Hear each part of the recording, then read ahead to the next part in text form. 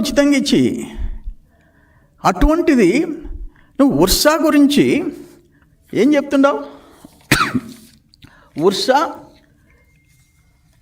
రూపాయి, ఇడ్లీ వడ,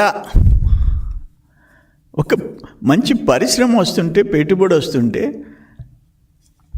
99 పైసలు అంట, రూపాయి అంట ఇడ్లీ వడ రేటుకి మీరు ఎకరా భూమి ఇస్తారా అని మాట్లాడినాడు. నేను ఒక్క మాట అడుగుతున్నా జగన్మోహన్ రెడ్డిని. 3 ఎకరాల 50 సెంట్లు ₹1,00,00,000 ఐటీ పార్క్కి, దాంట్లో 3 ఎకరాల 3.5 ఏకర్స్ ₹1,00,00,000, 56 ఎకరాల 36 సెంట్లు ఎకరా 50 లక్షలు, 56 ఎకరాల 36 సెంట్లు ఎకరా 50 లక్షలు ఉర్సాకి ఇచ్చింది. ఒక్క పని చేస్తాం, తమరు ఎమ్మెల్యే, నేను ఎమ్మెల్యే, తమరు ఎల్హంకలో విశ్రాంతి తీసుకుంటూ అప్పుడప్పుడు వచ్చి ఇటువంటి సొల్లు కబుర్లు చెప్పిపోతారు, ప్రజలు నమ్మించేదానికి మోసం చేస్తారు. మీరు చేసిన విధ్వంసం ఇప్పటికే మర్చిపోలేకపోతున్నారు. నేను ఒకటే అడుగుతున్నా, నేను తమరిని, ఇది కన్నా రూపాయికి ఇచ్చుంటే, ఇడ్లీ వడ రేటుకి ఇచ్చుంటే నేను రాజీనామా చేస్తా. సర్వేపల్లి నుంచి వచ్చి ఇక్కడికి వచ్చి రాజీనామా చేస్తా. తమరు ఎల్హంక నుంచి వచ్చి పులివెందులకు రాజీనామా చేయండి. పులివెందులు ఎమ్మెల్యేగా, నేను సర్వేపల్లి ఎమ్మెల్యేగా రాజీనామా చేస్తా.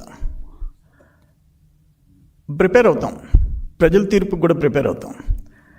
అంటే ఇంత పచ్చి అబద్ధాలు తమరు చెప్తే, తమరు అసలు వ్యవస్థల్ని, 14th ఫైనాన్స్ పంచాయతీల్ని కూడా ముంచేసిన వాళ్ళు మీరు. తమరు ఆర్థిక వనరుల గురించి, ఆర్థిక వ్యవస్థ గురించి నువ్వు మాట్లాడతావా?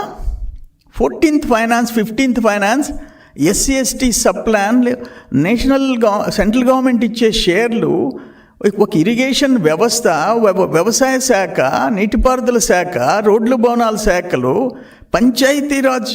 పంచాయతీలు, చిన్న పంచాయతీలు, అవి కూడా నువ్వు బటన్ నొక్కి వెనక్కి తీసుకున్నవి. అటువి తమరు మాట్లాడతారా? మద్యం తాగిస్తానని చెప్పేసి అప్పులు తీసుకున్న వాళ్ళు తమరు మాట్లాడతారా? నాకు అర్థం కావటంలే. అయితే ఇప్పుడు ఏంటంటే, మైనింగ్లో కేసులో జరిగే దాంట్లో తమరు జీర్ణించుకోలేకపోతున్నారు. అది న్యాయ వ్యవస్థ ముందుంది. ఇక్కడి నుంచి హైకోర్టు నుంచి సుప్రీంకోర్టు దాకా తిరుగుతుంది. న్యాయ వ్యవస్థ చూసుకుంటుంది ఎవరు తప్పు చేశారు, ఎవరు దోపిడీ చేశారు, ఎవరి గవర్నమెంట్లో బ్రాండ్ సెలెక్షన్, ఆ మద్యం అలవాటు ఉండేవాళ్ళు బ్రాండ్ సెలెక్షన్ ఎవరిది?